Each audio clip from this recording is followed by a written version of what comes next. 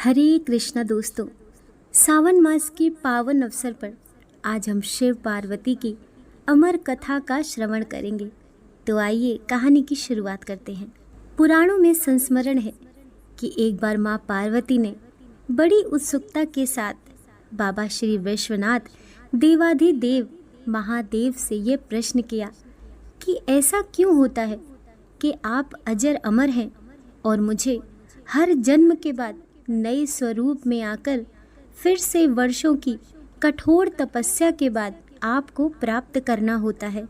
जब मुझे आपको ही प्राप्त करना है तो फिर मेरी ये तपस्या क्यों, मेरी इतनी कठोर परीक्षा क्यों, और आपके कंठ में पड़ी ये परमुंड माला तथा आपके अमर होने का कारण व रहस्य क्या है। महाकाल ने पहले तो माता को यह गूढ़ रहस्य बताना उचित नहीं समझा, परंतु माता की स्त्री हट के आगे उनकी एक न चली।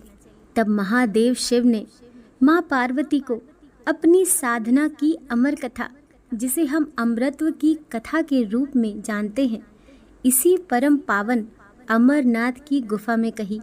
भगवान शंकर ने माँ पार्वती जी से एकांत व गुप्त स्थान पर अमर कथा सुनने को कहा, जिससे कि अमर कथा को कोई भी जीव, व्यक्ति और यहाँ तक कोई पशु पक्षी न सुन ले, क्योंकि जो कोई भी इस अमर कथा को सुन लेता वह अमर हो जाता। इस कारण शिव जी माँ पार्वती को लेकर किसी गुप्त स्थान की ओर चल पड़े। सबसे पहले भगवान भोले ने अपनी सवारी नंदी को पहलगाम पर छोड़ दिया। इसीलिए बाबा अमरनाथ की यात्रा पहलगाम से शुरू करने का तात्पर्य या बोध होता है।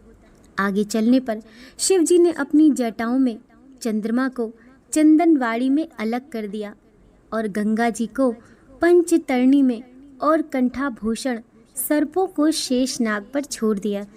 इस प्रकार इस पड़ाव का नाम शेषनाग पड़ा। आगे की यात्रा में अगला पड़ाव गणेश टाप पड़ता है।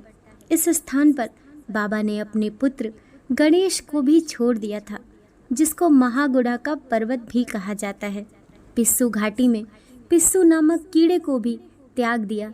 इस प्रकार महादेव ने अपने पीछे जीवनदायिनी 5 तत्वों को भी अपने से अलग कर दिया। इसके साथ माँ पार्वती संग एक गुप्त गुफा में प्रवेश कर गए। कोई व्यक्ति, पशु या पक्षी गुफा के अंदर प्रवेश कर अमर कथा को न सुने, इसीलिए शिव जी ने अपने चमत्कार से गुफा के चारों ओर आग प्रज्वलित कर दी। फिर शिव जी ने जीवन की अमर कथा माँ पार्वती को सुनाना शुरू किया। कथा सुनते सुनते देवी पार्वती को नींद आ गई और वे सो गईं, जिसका शिव जी को पता नहीं चला। भगवान शिव अमर होने की कथा सुनाते रहे। इस समय 2 सफ़ेद कबूतर श्री शिव जी से कथा सुन रहे थे और बीच बीच में गूं गूं की आवाज़ निकाल रहे थे। शिव जी को लग रहा था कि माँ पार्वती कथा सुन रही हैं और बीच बीच में हुंकार भर रही हैं। इस तरह दोनों कबूतरों ने अमर होने की पूरी कथा सुन ली। कथा समाप्त होने पर शिव का ध्यान पार्वती माँ की ओर गया, जो सो रही थी। शिव जी ने सोचा कि अगर पार्वती सो रही है तब इसे सुन कौन रहा था। तब महादेव की दृष्टि कबूतरों पर पड़ी। महादेव शिव कबूतरों पर क्रोधित हुए और उन्हें मारने के लिए तत्पर हुए। इस पर कबूतरों ने शिव जी से कहा कि हे प्रभु, हमने आपसे अमर होने की कथा सुनी है। यदि आप हमें मार देंगे तो अमर होने की ये कथा झूठी हो जाएगी। इस पर शिव जी ने कबूतरों को जीवित छोड़ दिया और उन्हें आशीर्वाद दिया कि तुम सदैव इस स्थान पर शिव पार्वती के प्रतीक चिन्ह के रूप में निवास करोगे। अतः यह कबूतर का जोड़ा अजय अमर हो गया। माना जाता है कि आज भी इन दोनों कबूतरों का दर्शन भक्तों को यहाँ प्राप्त होता है। इस तरह से ये गुफा अमर कथा की साक्षी हो गई व इसका नाम अमरनाथ गुफा पड़ा, जहाँ गुफा के अंदर भगवान शंकर बर्फ के निर्मित शिवलिंग के रूप में विराजमान हैं।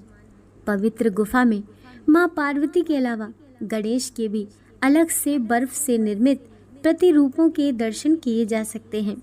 इस पवित्र गुफा की खोज के बारे में पुराणों में भी एक कथा प्रचलित है कि एक बार एक गडरिये को एक साधु मिला, जिसने उस गडरिये को कोयले से भरी एक बोरी दी, जिसे गडरिया अपने कंधे पर लाद कर अपने घर को चल दिया। घर आकर उसने बोरी खोली तो वह आश्चर्यचकित हुआ, क्योंकि कोयले की बोरी अब सोने के सिक्कों की हो चुकी थी। इसके बाद वह गडरिया साधु से मिलने व धन्यवाद देने के लिए उसी स्थान पर गया जहाँ पर साधु से मिला था, परंतु वहाँ उसे साधु नहीं मिला, बल्कि उसे ठीक उसी जगह पर एक गुफा दिखाई दी। गडरिया जैसे ही उस गुफा के अंदर गया तो उसने वहाँ पर देखा कि भगवान भोले शंकर बर्फ के बने शिवलिंग के आकार में स्थापित थे। उसने वापस आकर सबको ये कहानी बताई और इस तरह भोले बाबा की पवित्र अमरनाथ गुफा की खोज हुई। धीरे धीरे करते दूर दूर से भी लोग पवित्र गुफा और बाबा के दर्शन के लिए पहुंचने लगे, जो आज एक प्रतिवर्ष यात्रा के रूप में जारी है। दोस्तों, कहानी पसंद आई हो तो वीडियो को लाइक कीजिए, चैनल को सब्सक्राइब कीजिए। मिलते हैं अगली कहानी के साथ।